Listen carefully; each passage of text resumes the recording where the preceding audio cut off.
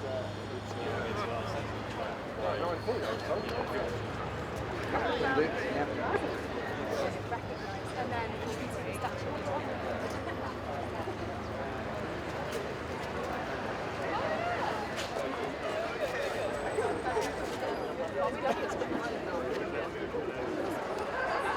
we're all extremely excited that a wonderful new sculpture for Trafalgar Square is about to be revealed.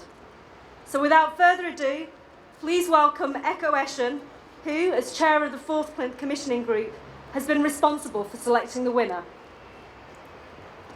Thank you, Manura. I'm very pleased to introduce Michael Elmgreen and Elmgreen Dragset, who created this year's fantastic commission, Powerless Structures Fig 101, our new kid on the block. The Northwest Plinth was originally designed to house a bronze equestrian statue of William IV, which was never installed. And Elmgreen Dragset's sculpture brings the 4th Plinth project full circle. Powerless Structures Fig 101 highlights the fact that Trafalgar Square has always been a location for artworks, particularly sculpture. And it reminds us, I think, to consider the heroes who surround us. But rather than commemorating the past, it celebrates the future. This is a fantastic year for the Plinth, and I think everyone in London is looking towards the Olympics this summer, and we think the Boy and the Rocking Horse will have the best view of everything this city has to offer. I'd like to thank the Mayor of London, Alex Partners, Louis Vuitton, and the Arts Council of England, and I'd especially like to thank Joanna Lumley for being here today to unveil this artwork, and it feels particularly appropriate to have a British icon introduce what we hope is a new icon for the city. Joanna. Thank you, Echo, so much.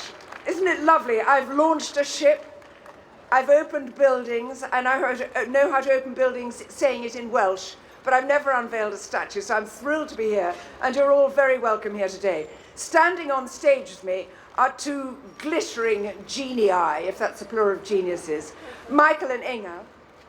I first met them 4 years ago at the Old Vic, where they'd made some famous statues which had to make sounds. They had to do sort of sighing, I think. And I was one of the privileged people to do sighing. So I was especially pleased that today I've been brought back here for a statue that I think will speak for itself. It doesn't need any prompting from a human. What I love most of all about this plinth, which is extraordinary because it's empty, is that everybody is waiting to see what comes next. We've just waved goodbye to the ship in the bottle. We've had people standing and talking. We've had pregnant Alison Lapper. We've little Ecce Homo. We've had everybody waits to see. And everybody becomes an instant art critic. Everybody knows what should be there, what's better than last time, what's marvellous, what's wonderful, what's dreadful. And it makes us all look around our fantastic city and look at all the other sculptures and statues which adorn this miracle of a place which is called London. Now, this is the moment of truth. I've been shown something the size of a hangman's rope, which I've got to maneuver rather gently. It's all faked, like most things in my life. I shall be doing a little bit of pulling, and a myriad of people around here will be doing the final pulling. But I think it's now time for our golden boy, which I hope bodes well for the future for the Olympics, on his beautiful rocking horse, a powerless structure, a completely unthreatening and adorable creature, is shown to the public. So, ladies and gentlemen, here present, may I now present to you this commission of the Mayor of London's 4th Plinth programme, the most wonderful Boy on a Rocking Horse.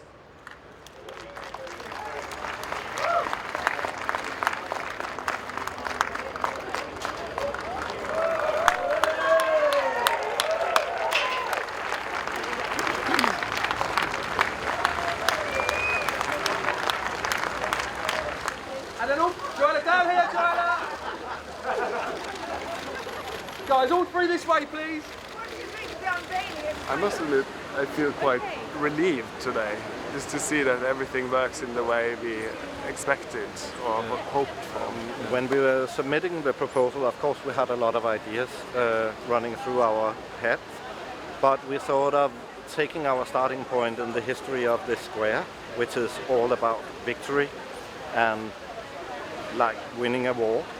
And we were thinking of doing a comment on like how life has more to it than just being a question of victory or defeat, being a winner or a loser.